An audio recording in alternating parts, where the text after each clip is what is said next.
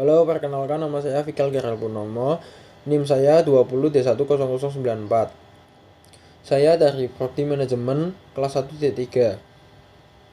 Menurut Kristiani atau Kristen, pengampunan berarti kita membebaskan seseorang dari kesalahan yang telah dibuatnya. Namun, dalam realita, hal ini tidak mudah dilakukan.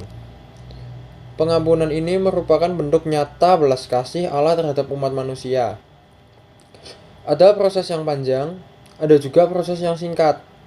Tergantung dari besar kecilnya kesalahan yang telah kita lakukan. Pengampunan membuka kemungkinan bagi kita untuk hidup tidak menyimpan dendam atau kebencian, dan pengampunan itu dapat membuat setiap orang merasakan kelegaan, dan kelegaan itulah yang diinginkan Tuhan untuk setiap manusia. Yesus berkata, "Jikalau ia berbuat dosa terhadap engkau 7 kali sehari, dan 7 kali ia kembali kepadamu dan berkata, Aku menyesal, engkau harus mengampuni dia." Dalam Lukas 17 ayat 4, Yesus memerintahkan kita untuk selalu mengampuni orang lain.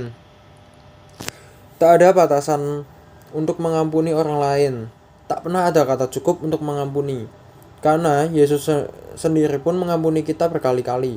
Seperti perumpamaan anak yang hilang terlihat jelas bagaimana Allah digambarkan sebagai Bapa yang baik hati. Bapa yang bersuka cita ketika melihat anaknya bertobat. Lekaslah bawa kemari jubah yang terbaik. Pakailah itu kepadanya, dan kenakanlah cincin pada jarinya, dan sepatu pada kakinya. Dan ambillah anak lembu tambun itu, sembililah dia, dan marilah kita makan dan bersuka cita. Dalam Lukas 15 ayat 22-23, pengampunan ini merupakan bentuk nyata belas kasihan Allah terhadap umat manusia. Seringkali dalam kenyataan begitu sulit kita untuk mengampuni orang yang telah berbuat dosa atau berbuat kesalahan kepada kita. Apalagi kesalahan yang sangat fatal. Kita menjadi benci dan dendam dengan orang itu. Allah tidak menginginkan hal itu terjadi pada kita. Allah menginginkan kita anak-anaknya supaya menjadi murah hati terhadap semua orang sama seperti yang dikatakannya.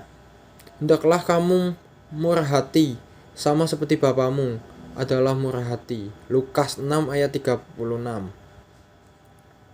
Perasaan negatif yang masih ada dalam diri kita menjadi beban tersendiri saat menjalani hidup yang diberikan oleh Tuhan kepada kita.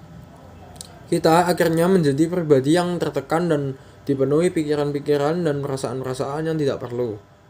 Perasaan negatif seperti itu juga mempengaruhi mulai dari kita melihat, merasakan, dan bertindak.